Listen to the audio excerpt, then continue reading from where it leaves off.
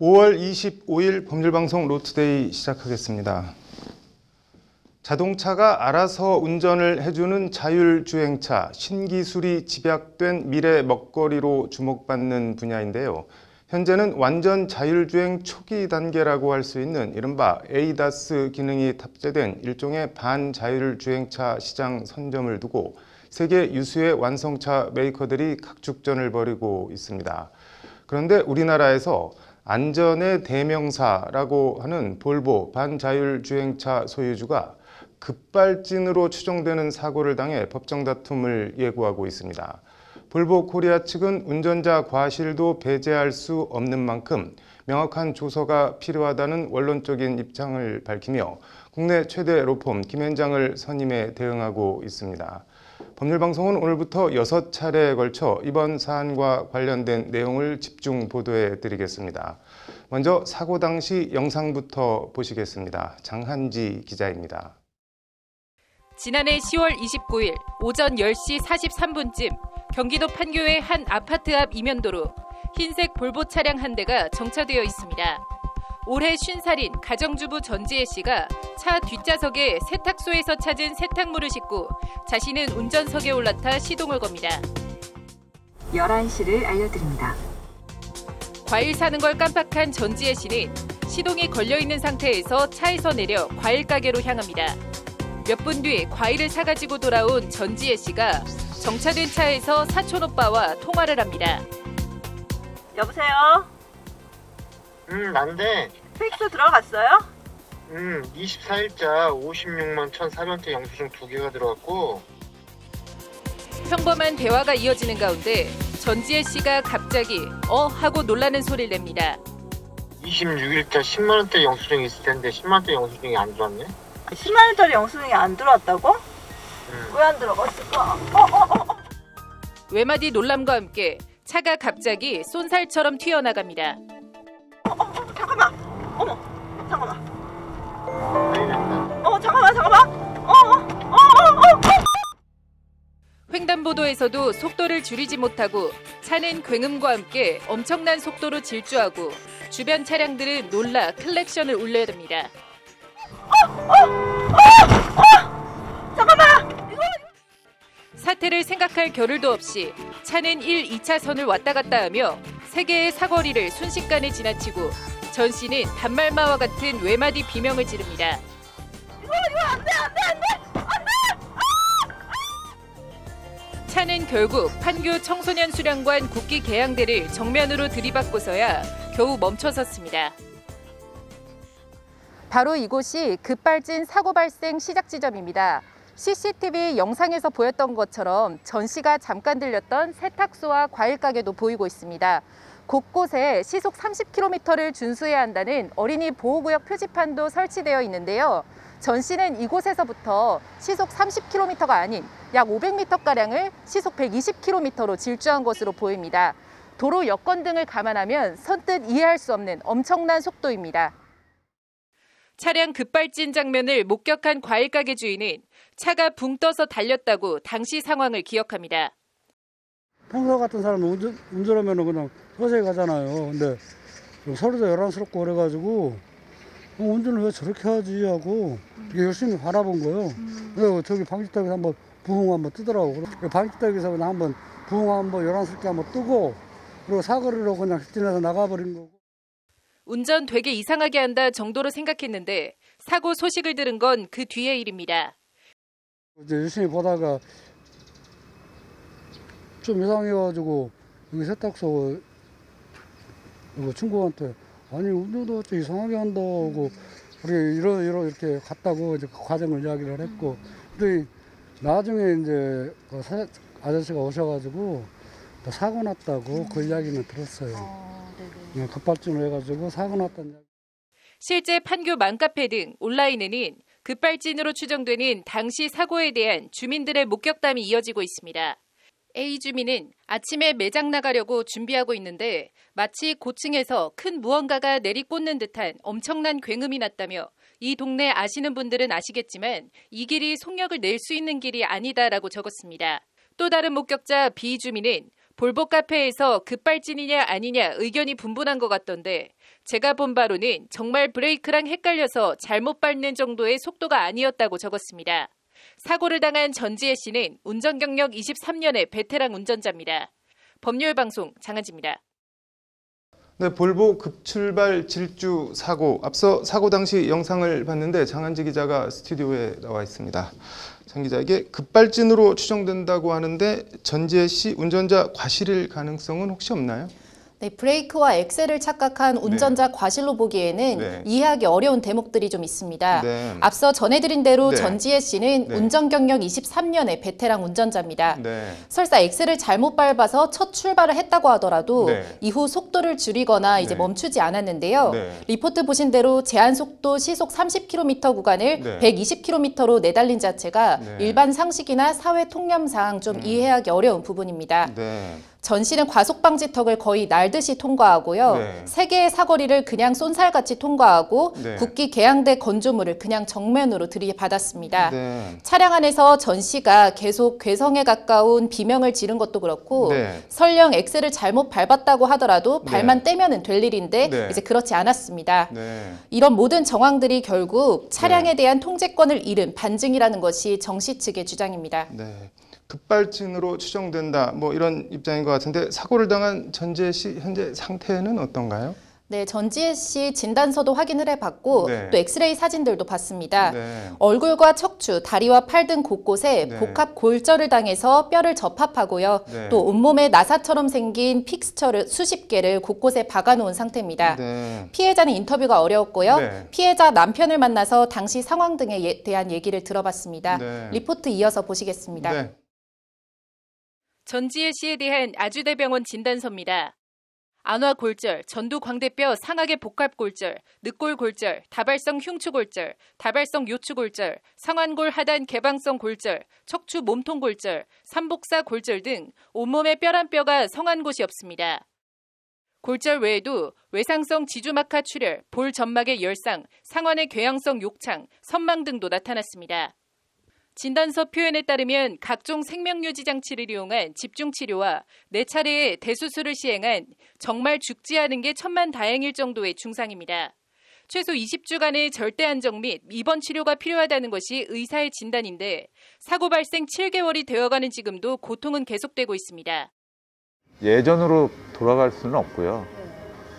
이제 걷거나 이런 정도는 할 수 있는데 특히 그 오른쪽 팔하고 그 다음에 이제 허리 쪽에는 그 상당히 심하게 입었기 때문에 그쪽은 그 영구 휴 장애로 남아요. 이런 것들 보면 너무 안타깝죠. 육체적 고통이나 후유증뿐만 아니라 심각한 외상 후 스트레스 장애와 극심한 트라우마도 함께 겪고 있습니다. 어느 정도 몸과 정신을 수습한 아내에게 사고 당시 정황을 물어보자 급출발 당시 차량 기어는 주차, 파킹, 피해 있었다고 합니다. 원래 정차 중인 차에 탑승했고 사촌 오빠에게 전화가 와서 통화를 하던 상황에서 굳이 기어를 움직일 아무런 이유가 없다는 겁니다. 그렇기 때문에 집사람 입장에서 이제 운전할 의도가 전혀 없이 그 차는 피해돼 있었고 그리고 이제 당연히 운전할 의도가 아니니까 이제 안전벨트를 안 한 상황이었었고 전화를 와가지고 이제 통화를 하다가 갑자기 출발하다 보니까 안전벨트를 안 해서 온몸의 뼈가 부러지는 중상을 당한 것도 그렇고 아내인 전지혜 씨의 평소 운전 습관을 감안하면 이번 사고는 급발진이 아니면 절대 설명이 불가능하다는 게 남편 윤성중 씨의 주장입니다. 엑셀을 잘못 밟았을 수도 있다는 반론에 대해서도 윤성중 씨는 당시 영상을 보면 말도 안 되는 주장이라고 반박합니다. 저희는 절대 그렇게 될 수가 없다고 생각합니다. 특히 거기서 나온 그 소음이나 이런 것들을 보게 되면 이제 붕붕 하면서 계속 그 굉음 소리가 나거든요. 그래서 억지로 그렇게 만들려고 해도 악셀레터를 밟아서 만들려고 해도 그렇게 만들어질 수 있는 상황이 아니에요. 엑셀을 잘못 밟은 거라면 엑셀에서 발을 떼고 브레이크를 밟으면 될 일을 아내가 차 안에서 비명만 지른 걸 어떻게 설명하냐는 겁니다. 브레이크를 밟는다든지 뭐 어떻게 한다든지. 근데 이거는 그러니까 이제 너무 공포스러운 상황이 돼가지고 그 다음부터는 뭐 이제 블랙박스 영상을 보시면 알겠지만 고함 지르고 이거 어떻게 하지? 이런 이제 상황이 되는 거죠. 아내의 실수나 잘못이 아닌 어떤 이유로 차량에 대한 통제권을 잃었다. 운전자가 차를 제어하지 못하는 상황이 초래됐다고 윤성중 씨는 거듭 강조합니다. 차가 이제 제동이 안 됐다는 거죠. 그런 상황이니까 너무 이제 그 상황 자체가 이제 공포스러워서 전체적으로 내가 제동이 안 됐다는 거. 엄마의 다친 모습에 두 아이들도 엄청난 충격을 받았습니다. 어린이 보호구역을 지나 교차로를 3곳이나 통과해 질주했는데 그나마 아내 말고 다친 사람이 더 없는 걸 천운으로 여겨야 하는지 허탈할 뿐입니다. 그러니까 저희는 정말 다행이었던 게 11시였는데 그 시간은 정말 없는 시간이었었고 사거리를 지나갈 때 그게 또 파란불이었었고 그럼에도 볼보 측의 대응은 실망을 넘어 뒤통수를 맞은 듯한 분노를 자아내게 했다는 것이 윤성중 씨의 성토입니다. 아무런 응답 없이 그러면 소송을 하실 테면 하세요. 이제 이런 식으로 좀 나와서 상당히 좀 소비자 입장에서는 가장 안전하다고 저희가 믿고 산 차였었는데 너무 이제 당황스럽고 황당한 거죠. 최소한 유감이라든지 사과를 하고 그리고 어떻게 이거를 잘 풀 수 있는지 논의라도 좀 했으면 했는데 그런 것 자체가 없는 거에 대해서는 큰 배신감을 느끼고 있습니다. 안전의 대명사가 아닌 뻔뻔함의 대명사라고 거듭 볼보 측을 성토한 윤성중 씨는 결국 지난 3월 사고 피해자인 아내 전지혜 씨와 두 아이까지 4명의 이름으로 볼보 측의 위자료 등 2억여 원을 청구하는 소송을 냈습니다. 다른 것보다 특히 최근에 볼보가 세계에서 제일 안전한 차라고 해가지고 계속 광고도 많이 나오고 하는데 그 광고에 그만큼 쓰는 돈을 쓰는 것만큼 좀 소비자를 정말 진심으로 대하는 그런 좀 자세를 보여줬으면 좋겠어요. 법률방송의 관련 질의에 정확한 원인 규명이 최우선이라는 원론적인 입장을 밝혀온 볼보 코리아 측은 국내 최대 로펌 김앤장을 선임해 법률 대응에 나섰습니다. 법률방송 장한지입니다. 네, 볼보 코리아 측의 자세한 입장은 추후 별도 리포트로 다시 전해드리겠습니다. 다음 소식입니다. 변호사 시험 합격자 수와 합격자 연수 인원 감축을 두고 법무부 로스쿨과 힘겨루기를 벌이고 있는 대한변협이 전선을 언론으로까지 확대했습니다. MBC 메인 뉴스인 뉴스데스크 관련 보도 2건에 대해 반론 보도 및 정정 보도를 신청한 건데요. 어떤 내용인지 이 소식은 왕성민 기자가 취재했습니다. 대한변호사협회가 오늘 MBC 뉴스데스크 리포트 2건에 대해 정정 및 반론 보도를 청구하는 조정 신청서를 언론중재위원회에 제출했습니다. 대상은 지난 17일 집중취재 M, 로스쿨 때는 합격자 늘리자더니 이제는 너무 많다. 변호사 징계권까지 손에 쥐고 밥그릇 지키기 몰두라는 제목의 보도와 이튿날인 18일 이슈 완정 정복, 대한변협의 밥그릇 지키기, 변호사 연수 200명으로 제한 MBC 보도 2건입니다. 변협의 의견을 전혀 반영하지 않는 등 형식적인 균형조차 상실한 보도로 변협의 명예와 반론권이 심각하게 침해당했다는 것이 변협의 신청 취지입니다. 공보팀에 질문지를 주신다고 했는데 정작 그 질문에 대한 답변이 준비되기 전에 기습적으로 보도가 나가면서 저희 변협의 반론권의 기회를 전혀 주지 않았습니다. 그래서 이에 부득이 언론중재위원회 조정을 신청합니다. 강론에서 변협은 먼저 변시 합격자 연수 비용과 관련한 문제를 지적하고 있습니다. 이와 관련 MBC는 돈이 없다는 변협의 주장마저 빈축을 사고 있다.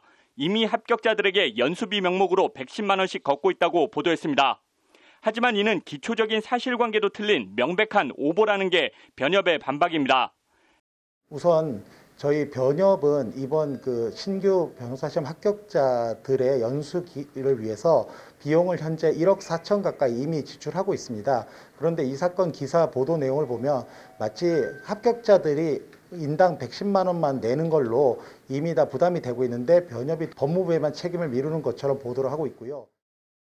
MBC가 보도에서 변협 집행부의 행태를 지적한 부분도 변협은 강력하게 문제 삼고 있습니다. MBC는 변협 집행부에는 로스쿨 1기, 2기 출신들이 여럿 활동하고 있는데 이들은 과거에는 합격자를 늘리라며 사퇴서까지 썼던 기수들이라고 보도한 바 있습니다. 하지만 현 변협 집행부 인원들 가운데 로스쿨 재학 당시 변시 합격자를 늘리라며 사퇴서를 쓰거나 동참한 사실이 기본적으로 없다는 것이 변협의 항변입니다. MBC가 이런 기초적인 사실관계조차 확인하지 않고 로스쿨 출신 변협 집행부 인원들을 후배 밥그릇 걷어차는 이율배반적인 인물로 왜곡했다는 것이 변협의 성토입니다. 로스쿨 1, 2기 출신 변호사들이 전부 자신들이 시험을 볼 당시에는 합격자 수를 늘려달라고 하면서 심지어 그 시위를 하면서 사퇴서까지 썼는데 지금 후배들의 어떤 합격자 수는 줄여달라는 오히려 이런 적반하장식 태도를 보인다는 식으로 굉장히 명예훼손적 그 기사가 나왔기 때문에 MBC가 전반적으로 예단과 편견에 사로잡힌 허술한 취재와 편향적 보도로 변협과 집행부 위상을 크게 손상시켰다. 원칙대로 대응하겠다는 게 변협의 입장입니다. 특히 등록 실사건 같은 거라든가 로톡 같은 법률 플랫폼의 문제는 이 사건 신입 변호시험 합격자들의 연수 문제와 전혀 관련이 없는 부분입니다. 이런 부분에 대해서는 당연히 반론 보도가 아마 될 것으로 예상을 하고요. 그다음에 아까 MBC 보도국 관계자는 이와 관련 법률방송과의 통화에서 구체적인 내용을 파악해 대응하겠다며 사실관계가 틀린 게 있다면 당연히 바로잡는 게 원칙이라는 원론적인 입장을 밝혔습니다. 변호사 시험 합격자 수와 합격자 연수를 둘러싼 논란이 법조계를 넘어 언론계로도 확산하는 가운데 여러 쟁점들이 첨예하게 대립하고 있는 사안에 대해 언론중재위원회가 어떤 판단을 내릴지 주목됩니다. 법률방송 왕성민입니다. 네, 이어서 법조계 소식 전해드리겠습니다. SK그룹 2인자인 조대식 SK스펙스 추구협의회 의장이 회사에 900억 원대 손해를 끼친 배임 혐의로 재판에 넘겨졌습니다. 공수처가 이성윤 서울중앙지검장 공소장 유출 사건 수사에 착수했습니다. 음주교통사고를 내 재판에 받는 중에 또 만취 상태에서 음주운전을 하다 차선 규제봉을 들이받는 사고를 낸 운전자에 대해 1심에서 징역 2년이 선고됐습니다. 마트안 쓰레기통에서 소변을 보다 이를 제지하는 시민에게 흉기를 휘두른 50대에 대해 1심에서 살인미수가 유죄로 인정돼 징역 8년이 선고됐습니다.